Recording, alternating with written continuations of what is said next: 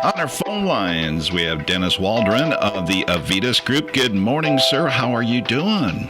I'm doing good, Scott. How are you? I'm doing fantastic. Of course, you're one of the fine folks that helped out the Honor Flight veterans on their past flight, Honor Flight number 8. Pretty busy 36 hours, isn't it? I tell you that it's an intense schedule, but I admire the Big Sky Honor Flight Committee. They've absolutely got this down to a science. I tell you, they are a bunch of great people that help these veterans out. They have a true love for them. There was a bunch of folks there to meet them. What were the vets thinking then? Well, actually, when we got there, there was volunteers in T-shirts from the National Honor Flight. They were called the Honor Flight Ground Crew, and they were there all the way along the way through the airport out to the buses, directing them and shaking their hands as one of the volunteers hugged every veteran that came through there. You know, I realized during this trip that those World War II vets expect absolutely nothing and appreciate everything. Wow, yeah, that's very true. So after you guys got on the bus, where did you guys head off then to? Our first stop was to the Lincoln Monument, the Vietnam Veterans Wall, and the Korean Memorial. They had one terminally ill Korean veteran on board. So that was our first stop. Those of us that were guardians actually walked around with empty wheelchairs in case the veteran just got tired and just needed a ride. There was a lot of anticipation on that Sunday night about seeing their memorial the next day. Your thoughts on that?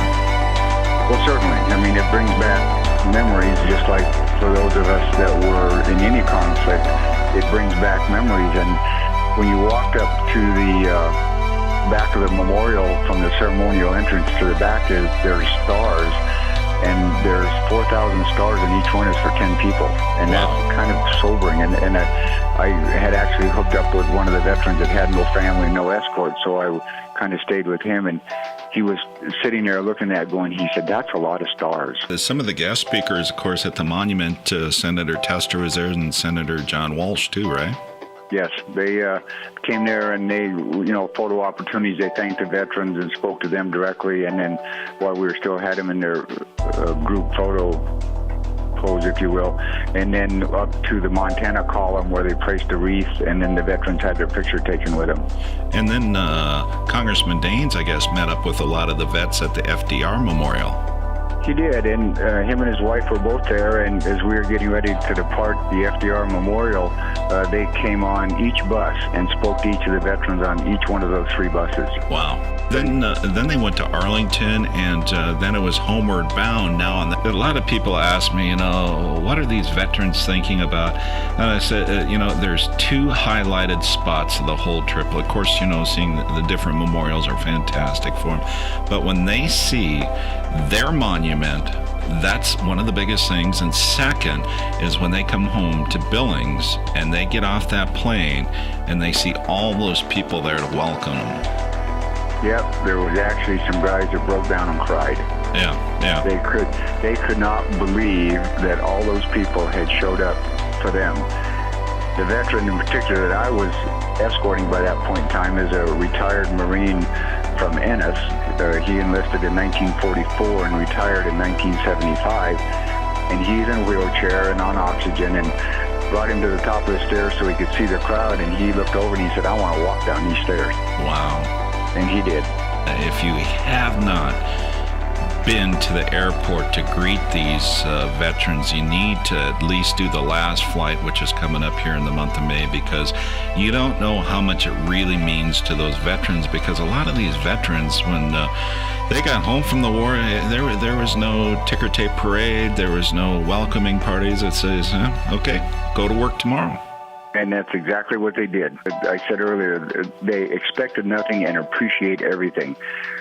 To them, they went and did what they had to do for this country and walked right back into life to keep the life going that they had before they left, and to ensure that everybody past them, their kids or grandkids, had a free life. I mean, to them, my gathering from them was this was just what we had to do, and we did it. And of course, you're with the Avitus Group here in Billings, and from the get-go, from honor flight number 1 all the way through the next honor flight will be next month, the Avitus Group has just been a great supporter of this campaign to get all our World War II vets to Washington, D.C. What does it mean to you to work for a company that does that?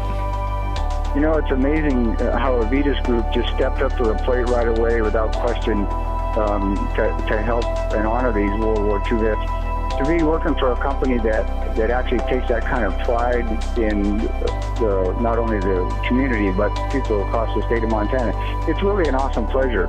I'm proud to say, Avitus Group supports and has been right from the start supports this honor flight, and I think it's just great, not only for the company but for the employees that work there.